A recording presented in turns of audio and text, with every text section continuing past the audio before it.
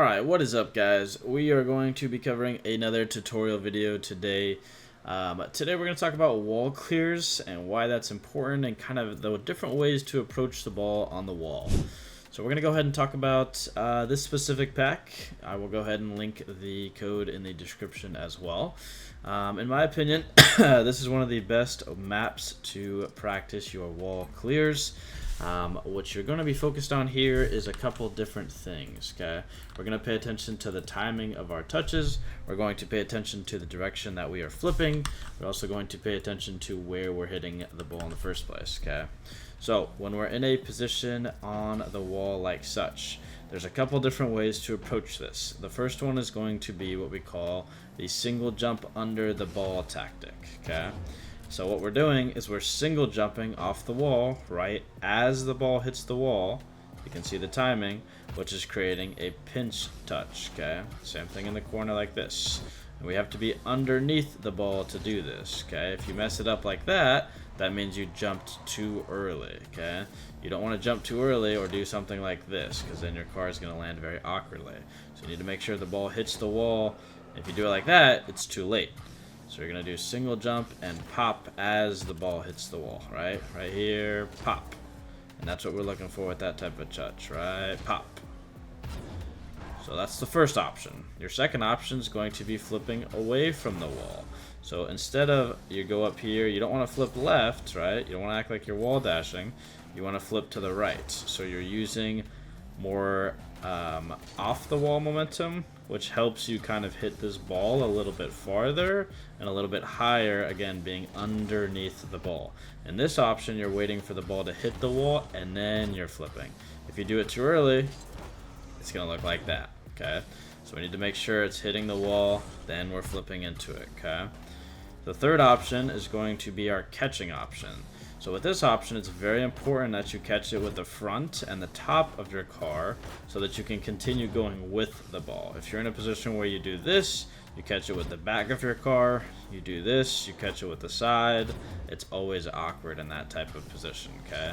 So we need to make sure that we're noticing when we catch this, we're hitting it with the front half of our car, like that hood section there, okay? So we need to pay attention.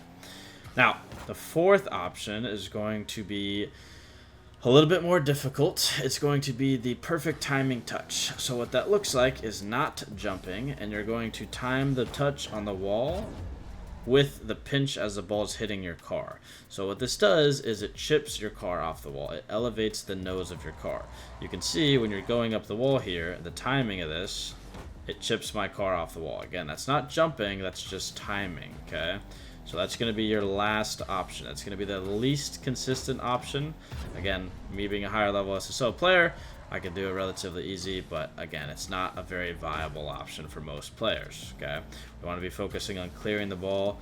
Usually if the ball is here, I will do a flipping type of save because I want to try to get that up and out. Again, you can use that single jumping option as well. It just depends on where you want to go. Notice I'm approaching the ball from the side bottom of it. If you approach the ball over top when you do this, it's very awkward. You always want to be on the bottom side of the ball, okay? Same thing here on the backboard. We wait. We use the single jump tactic. We could use the flipping tactic. We could use the pinching tactic, if I time it correctly. It's a little awkward from this angle.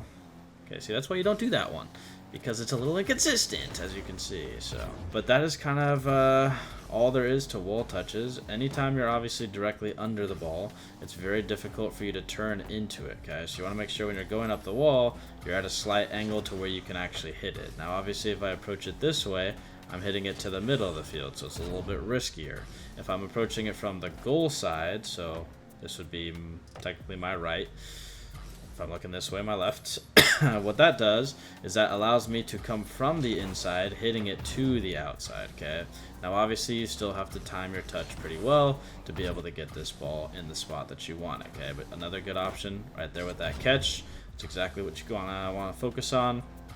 Look for opportunities to keep possession of the ball, or if players are on top of you, then go ahead and try to clear it. So that is what I got for today's tutorial video. Hopefully you guys have enjoyed, and if there is any questions, feel free to throw them in the comments or DM me on Discord. That's always a good option. But if you are interested in playing with players that are looking to win as well and always looking for more teammates, feel free to check out my university program.